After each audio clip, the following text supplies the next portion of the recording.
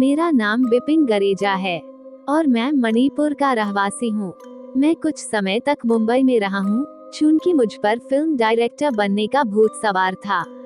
थोड़े दिन तक असिस्टेंट फिल्म डायरेक्टर का काम भी मिला, पर जैसा सोचा था वैसी सफलता हाथ लग नहीं रही थी।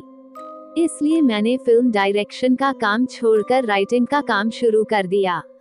ग्रुप बन चुका था, इसलिए काम आसानी से मिल रहा था और स्क्रिप्ट कंटेंट ऑनलाइन ही ग्राहक को भेजना होता था, तो ये काम इंटरनेट की सहायता से किसी भी जगह से किया जा सकता था।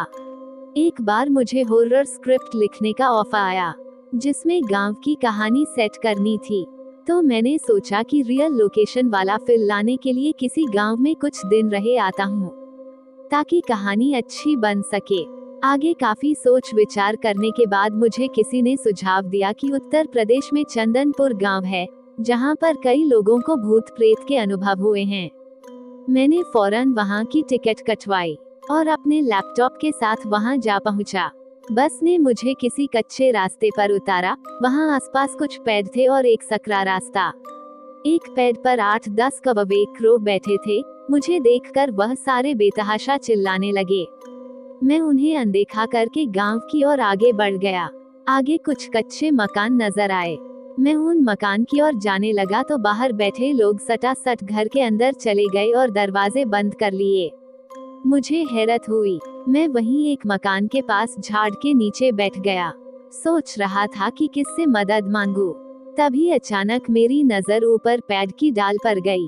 वहां पर एक डरावनी काली बिल्ली बैठी थी, जो मेरी ओर ऐसे घूर कर देख रही थी जैसे मेरा शिकार कर लेगी। मैंने उसे डराने की कोशिश की तो वह उल्टा मुझे ही घुर्रा कर डराने लगी। कुछ देर बाद मैंने उसको अनदेखा कर दिया और फिर से वहीं बैठ गया। तभी अचानक उस बिल्ली ने पीछे से मेरी गर्दन पर वार कर दिया। उसने अपने चारों बड़े दांत मेरी गर्दन पर गड़ा दिए और चारों पैरों के पंजों से मेरे कंधे नोचने लगी। मैंने फौरन उसे दूर हटाया और वहां से खड़ा हो गया। ये सब चल रहा था, तभी वहां पर एक डाकिया निकला और उसने मुझसे पूछा कि मैं वहां क्यों आया हूँ। मैंने उसे अपना मकसद बताया तो उसने कहा कि यहाँ के लोग आपकी कोई मदद नहीं करेंगे।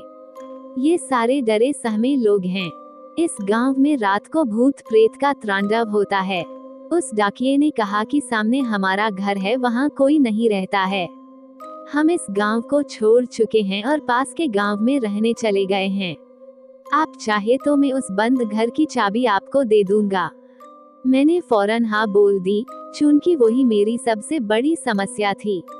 अब गांव में एक घर मिल गया था और आगे फौरन मुझे अपना काम शुरू करना था। गले पर थोड़ी मरहम पट्टी करके मैंने काम शुरू कर दिया। कौवे वाली बात, बिल्ली वाली बात, लोगों के घर में चले जाने की बात और भूत प्रेत की अफवाहें, इन सबको तालबद्ध तरीके से मैंने लिखना शुरू कर दिया। उस गांव में मेरे लिए भरपूर मसाला था और डाकिये का मकान भी बड़ा था, तो शांति से मैं अपने काम में जुट गया। रात के करीब 2 बजे मैंने लिखकर अपना लैपटॉप स्विच ऑफ किया और खिड़की से चौक पर नजर डाली और मैं हंसते हुए बोल पड़ा कि जरा देखूं तो भूत प्रेत का कुछ तांडव हो भी रहा है या लोग वैसे ही सबको उल्लू बना रहे हैं। खिड़की से झांक कर देखा तो मेरे रोंगटे खड़े हो गए। एक आदमी एक लड़की का गला दबा रहा था और एक आदमी उस बिल्ली वाले पेड़ पर रस्सी लटका रहा था। फिर उन्होंने उस लड़की को बालों से पकड़कर पेड़ के पास घसीटा और उसके गले में रस्सी डाली। इतना देखकर मैंने कोलाहल मचा दिया। मेरे हाथ में जो भी कुछ आया उसे लेकर मैं चिल्लाता हुआ फौरन पेड़ की तरफ भागा। जब तक मैं वहां पहुंचा तब तक उन दोनों ने लड़की को पेड़ पर गले पे फांसी देकर लटका दिया था और लड़की तड़प रही थी। जैसे ही मैं पेड़ तक पहुंचा वहां कुछ भी नहीं था। वो दोनों दरिंदे और पेड़ पर लटकी हुई लड़की सब गायब थे। ये सब देखकर मेरे तो होश ही उड़ गए। गांव के सब लोग खिड़की से मेरी ओर देख तो रहे थे, पर कोई बाहर नहीं आ रहा था। मैंने देखा कि पेड़ पर वह काली बिल्ली अब भी मौजूद थी और मुझे ही घूर रही थी। मैंने नजर घुमाकर उस घर की ओर देखा जहां पर मैं ठहरा हुआ था। मुझे उस घर में कोई टहलता नजर आया। मेरा तो दिल ही बैठ गया। फिर मैंने उसी मकान की छत की ओर नजर डाली तो मैंने देखा कि वह दोनों दरिंदे और वह लड़की तीनों एक साथ उस डाकिये के मकान की छत पर खड़े थे। अब मेरी पूरी तरह से फट चुकी थी। मैं समझ चुका था कि गलत फट्टे में टांग डाल दी है। मैं पूरी रात वही चौक पर खड़ा रहा। चूंकि उस पेड़ के ऊपर भी वह कमीनी, मेरे खून की प्यासी बिल्ली बैठी थी, और डाकिये के घर के अंदर पता नहीं कौन टहल रहा था।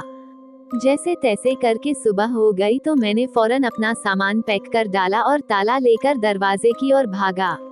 अभी मैं दरवाजा बंद करने ही वाला था कि मेरी नजर दीवार पर पड़ी। वहां जो देखा उसे देखकर मेरी जबान हलक से नीचे उतर गई। उस दीवार पर उसी डाकिये की हार चढ़ी हुई फोटो थी जिसने मुझे रहने के लिए यह मकान दिया था, और उस तस्वीर पर उसके जन्म और मरण की तारीख भी थी। वह डाकिया 20 साल पहले मर चुका था। मैं जिससे मिला वह उसका प्रेत था। अपना बैग हाथ में लिए, ताला चाबी वहीं फेंक कर मैं दौड़कर उस गांव के बाहर भाग आया। पास के गांव पर चाय की दुकान वाले को उस मनहूस गांव का रहस्य पूछा तो उसने कहा कि पेड़ के पास दिखने वाली लड़की उसी डाकिये की बेटी है जिसे इसी गांव के सरपंच के 2 बेटों ने मारकर लटका दिया था, और डाकिये ने अपनी बेटी की मौत का बदला लेते हुए सरपंच के दोनों बेटों को मार डाला था।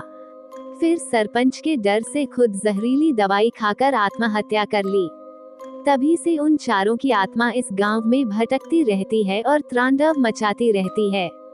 वहां जाने पर कहानी तो अच्छी मिल गई, पर जिंदगी में कभी ऐसी भूतिया जगह पर रियल हॉरर स्टोरी खोजने कभी नहीं जाऊंगा। ये सब बातें फिल्मों में ही एंटरटेनिंग लगती है, हकीकत में अनुभव होने पर जान निकल जाती है।